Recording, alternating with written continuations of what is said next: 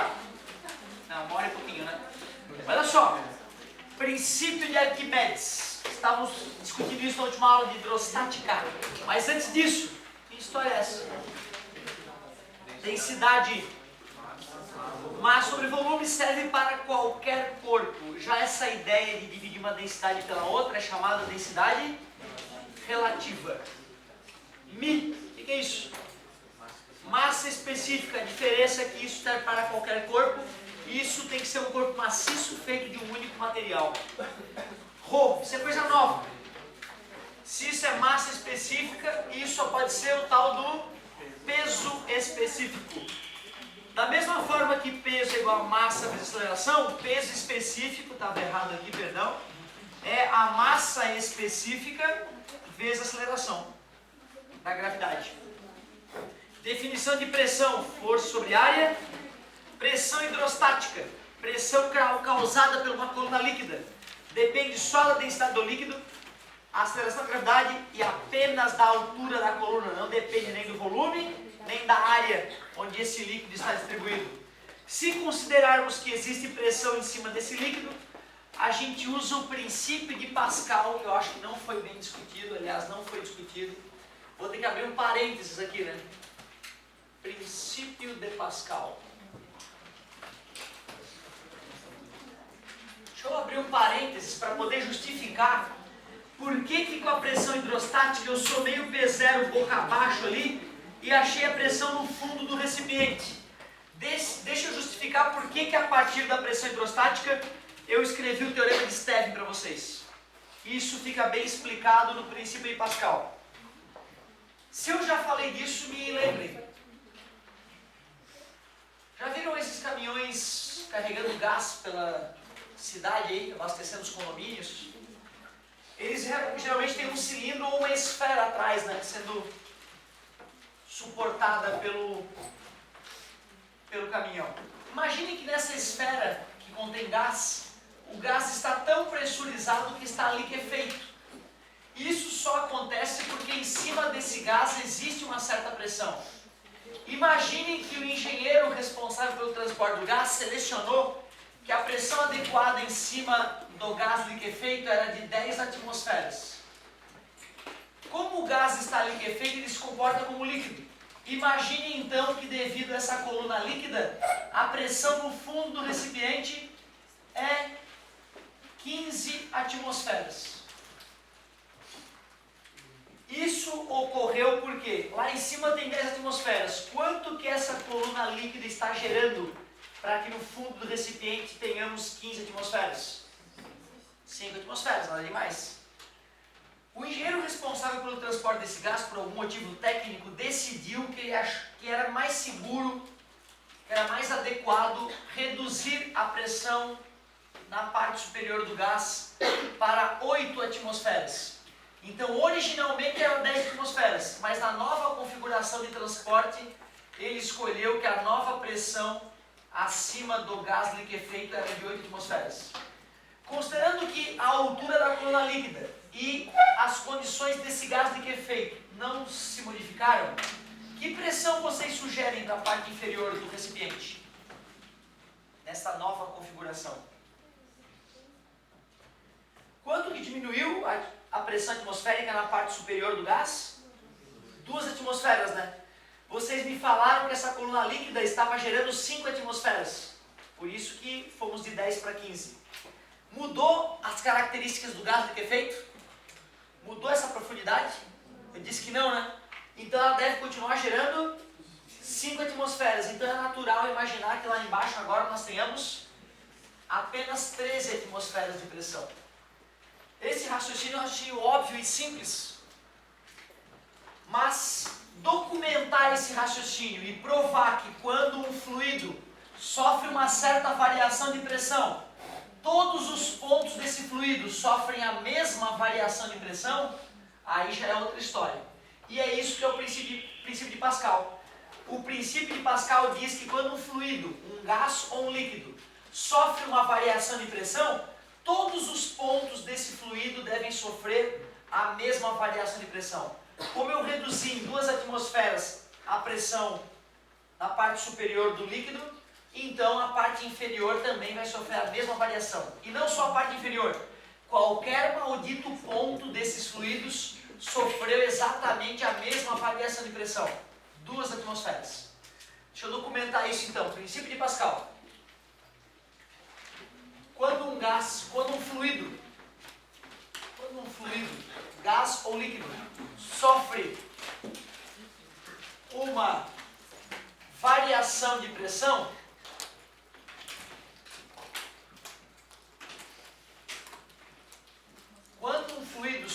variação de pressão, todos os pontos desse fluido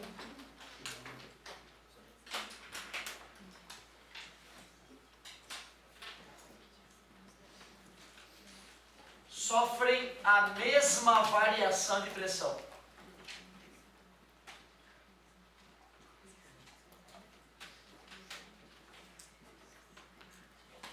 Por isso, eu pude, depois de ter deduzido para ti que a pressão gerada pelo líquido que está no recipiente era μ vezes G vezes H. Aí eu justifiquei, mas espera aí, tem a pressão atmosférica atuando em cima do fluido. Portanto, a pressão lá no fundo é essa pressão somada à pressão atmosférica que nós chamamos de P0. Então, tu vê, né, para que eu saia da dedução da pressão hidrostática e vá para o teorema de Stevin, o ideal é que eu use o princípio de Pascal. O princípio de Pascal, inclusive, é que nos permite concluir por que a prensa hidráulica funciona, né? Quando nós tínhamos lá dois vasos comunicantes, um de menor diâmetro e outro de maior diâmetro, ambos com êmbolo móvel, preenchido com algum fluido lubrificante, óleo, lubrificante. Quando eu fazer uma certa força 1 no êmbolo de área 1, como justificar o surgimento de uma força 2 no êmbolo de área 2? Princípio de Pascal. Quando eu faço uma força extra no êmbolo 1, eu aumento a pressão. E esse aumento de pressão ocorre em todo o fluido. Portanto, aumenta a força que atuava no outro êmbolo. Então, para explicar por que pressionando um êmbolo, o outro gera uma força maior, só se eu usar o princípio de Pascal. O princípio de Pascal é que norteia o funcionamento da prensa hidráulica. Força sobre área igual a força sobre área. Beleza, meus queridos. Vamos voltar então a discutir o princípio de Arquimedes, o tal do empuxo, já que eu tinha pulado o princípio de Pascal, né, e agora ele foi brevemente discutido. Delicado o princípio de Pascal. Primeiro nós imaginamos que tinha um aquário preenchido com algum líquido. E achamos justo imaginar que dentro desse líquido tem uma esfera do próprio líquido. E concluímos que se essa esfera está em equilíbrio, é porque a força de atração gravitacional que a Terra exerce sobre ela deve ser compensada por uma força que por enquanto é misteriosa, que Arquimedes chamou de empuxo. Então nós vimos que o empuxo é igual ao peso do líquido que ocuparia essa esfera imaginária. Tentei convencê-los de que essa força de empuxo ela é exercida pelo líquido que está ao redor da esfera imaginária. Portanto, quando eu troco essa esfera imaginária por uma esfera de mesmas características geométricas de um outro material, como o líquido em volta dessa esfera não pensa, nós concluímos que o empuxo deve ser o mesmo. Por isso que para calcular o empuxo, nós podemos calcular o peso do fluido deslocado. Então, num livro mais completinho, a gente estaria escrito em algum momento. O empuxo tem o módulo do peso do fluido deslocado. Tem o módulo do peso do fluido deslocado. Questões teóricas podem cobrar exatamente o que é empuxo. Empuxo é a força vertical dirigida de baixo para cima que atua em um corpo submerso em um fluido. Este empuxo tem um valor tal que é igual ao módulo do peso do fluido deslocado. Isso que me permitiu trocar o P por M vezes G, onde M é a massa do fluido deslocado. Troquei a massa por Mi vezes V e mudei a ordem só para poder falar Mi, G e verde. Mais uma babacizinha que às vezes no momento de desespero tu acaba tirando aí da manga a equaçãozinha por causa dessas piadas idiotas que a gente se propõe a falar. Essa é menos importante, né? Outras mais divertidas já surgiram ou surgirão. Já estudamos gases, certo? Estudamos ótica, espelhos planos esféricos. Fico com ciúme. Mas tudo bem. O polaco que manda ainda. Sacanagem. Primeiro ano, né? Segundo ano, a gente começa a comer pelas beiradas. Parece, né? Polaco, muitos anos na nossa frente, muitos anos luz de bagagem na nossa frente. Ô galera, olha só. Te mostrei a fórmula do empuxo. Que volume é esse mesmo? Volume? O que eu escrevi aí? No cantinho, uma hora. Submerso. Ou seja, o navio tem 1 milhão de litros. Se só afundou meio milhão de litros, na hora de calcular o empuxo, tu só usa no volume a parte que ficou submersa, a parte mergulhada. E esse Mi é o Mi do corpo mergulhado ou do líquido? Como é o líquido que faz o empuxo, é a massa específica do líquido. No vestibular não vai vir assim bonitinho. Vai vir no máximo bicho verde, nu e cru ali. Tu é que tem que sacar que o Mi é do líquido e que o volume é submerso. Perigosíssimo. Visto isso, dá pra gente começar a estudar a tal da flutuação. Flutuação é o nome da matéria agora. Dentro de hidrostática tem uma parcela, então, um tópico que a gente chama de flutuação. Vamos entender por que alguns corpos flutuam, outros não.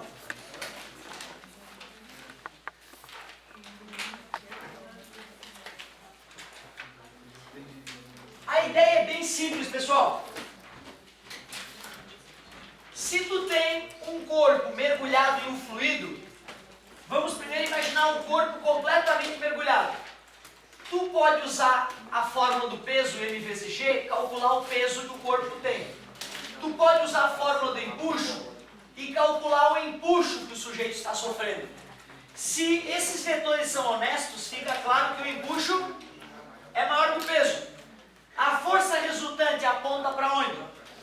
Portanto, esse corpo começa a subir aceleradamente. Sempre que o empuxo for maior que o peso, a flutuação está garantida. Por exemplo, eu poderia imaginar uma esfera maciça de isopor mergulhada na água, como estávamos analisando na aula anterior. Mas existem ainda outras duas possibilidades. Eu posso ter aquela situação onde tinha uma esfera de aço mergulhada na água, e nesse caso nós sabemos que o peso, aço maciço, né, vai ser maior que o empuxo, e nesse caso o corpo desce aceleradamente. Primeira situação, a flutuação vai ser garantida e nós sabemos que o corpo acelera verticalmente para cima. Segunda situação, peso maior que empuxo. Com certeza esse corpo tende a afundar. Ele vai começar a descer aceleradamente. E é óbvio que nós poderíamos imaginar uma situação onde o corpo, ao estar completamente mergulhado, fica numa situação tal que o peso e o empuxo são vetores de mesmo módulo.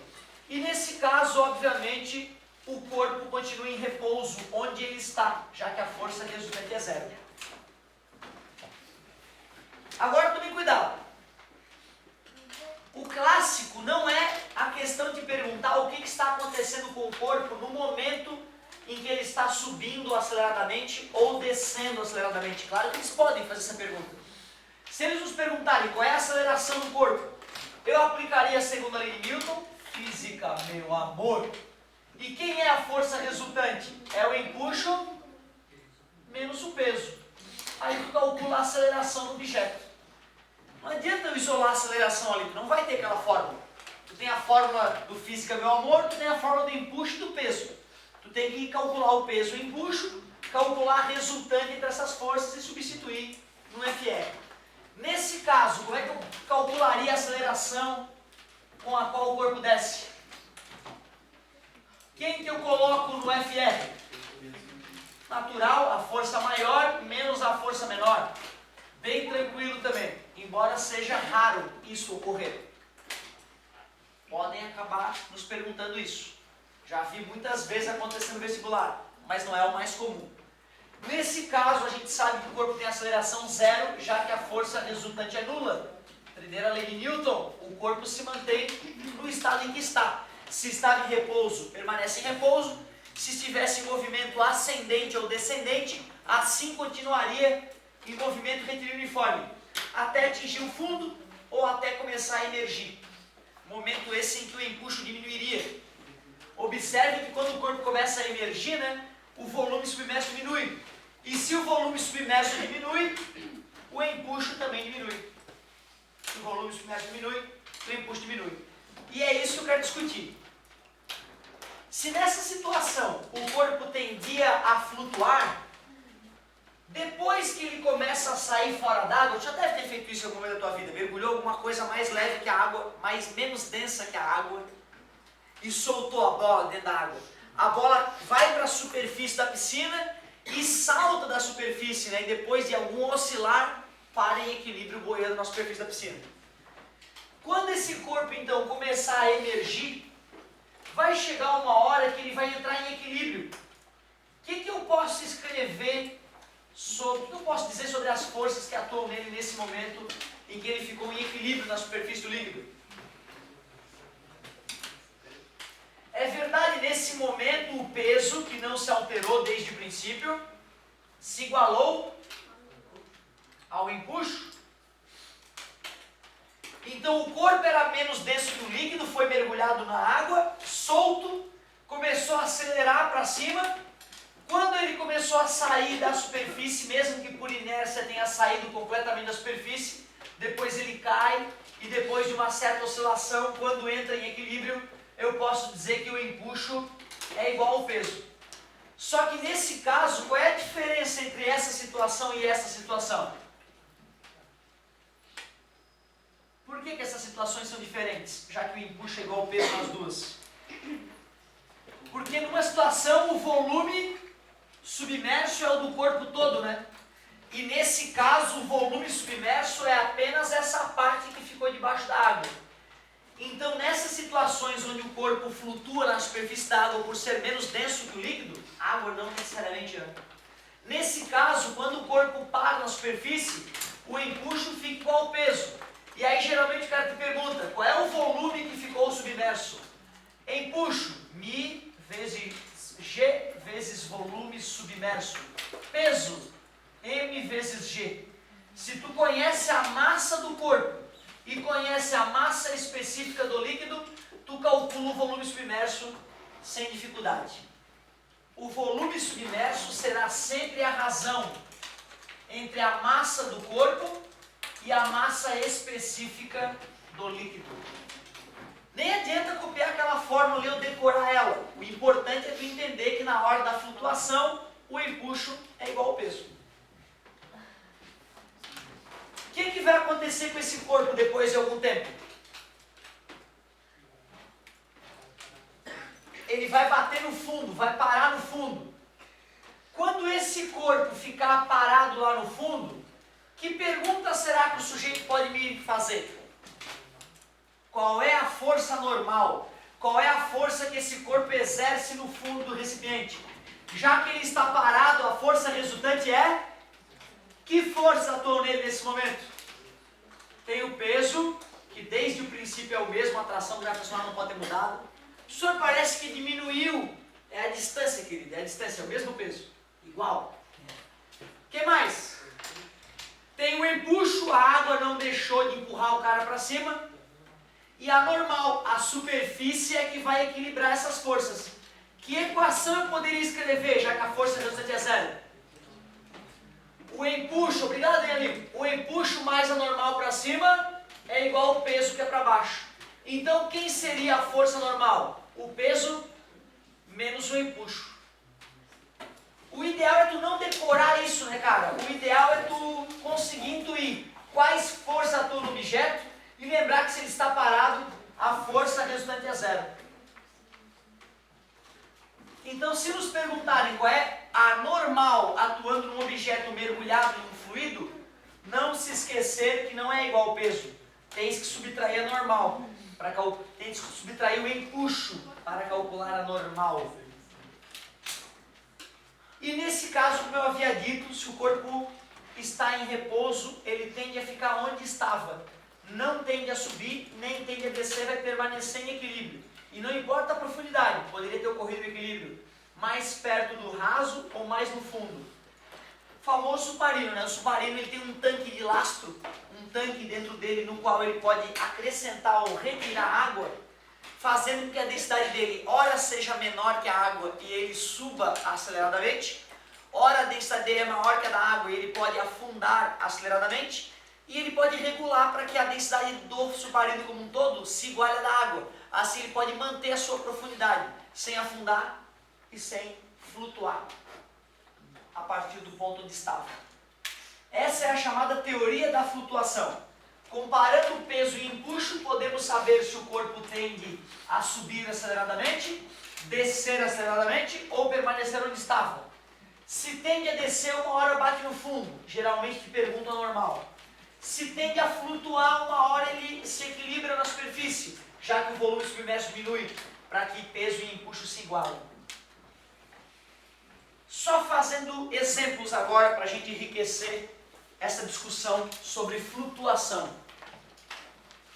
Deixa eu trazer uns exemplos bizarros aqui para a gente poder se divertir e raciocinar um pouquinho.